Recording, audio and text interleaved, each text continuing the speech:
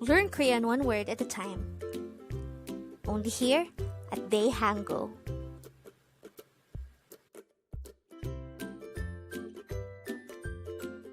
Word number 34. Saram, which means person in English. Saram is a noun and it simply means person in Korean.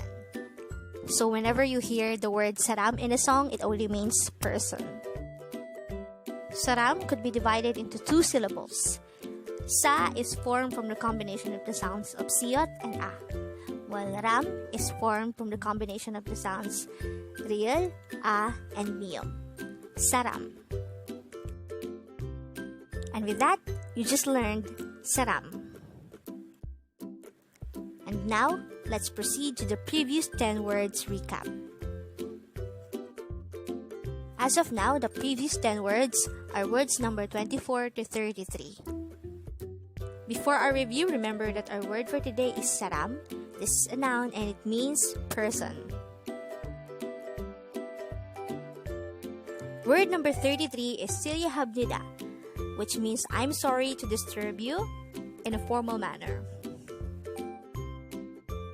Word number 32 is gabang.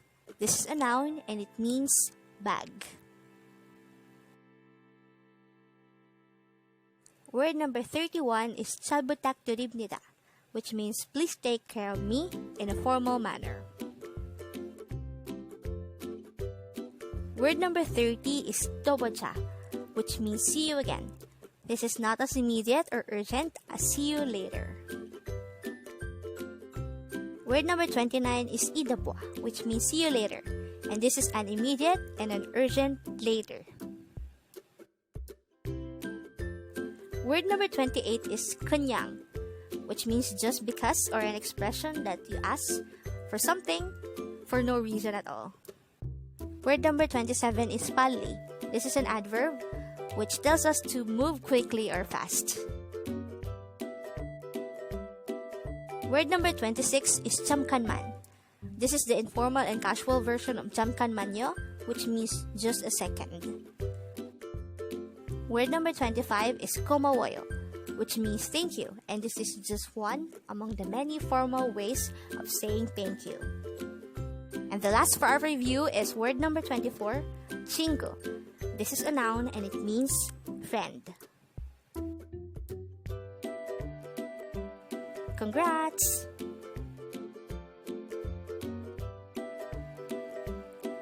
Learn Korean one word at a time. Only here at Dae-Hangul.